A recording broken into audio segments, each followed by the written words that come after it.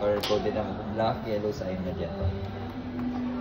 Pag nalagyan po ng ink, saksak na po siya, power on po na. Tapos maglagay na po ng papel dito sa paper tray po. Adjustan po. Pag nalagyan na po ng ink, papel po, i-press po to for 5 seconds, ito black.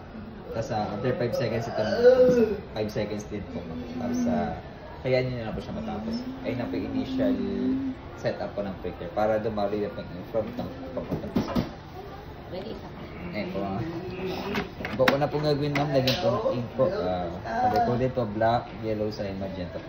Pag lagyan po ng ink, tutusok lang po yung bote po dito. Pag nalagyan po ng ink, papel naman po. Maglalagyan na po ang papel po dito kahit isa lang po. Adjustan po nyo ma'am. Press lang po, tapos adjust. Kapag long paper, press po dito, tapos fill. Pag nalagyan po ng ink, papel po isa. Dalawang press po itong black po for 5 seconds po.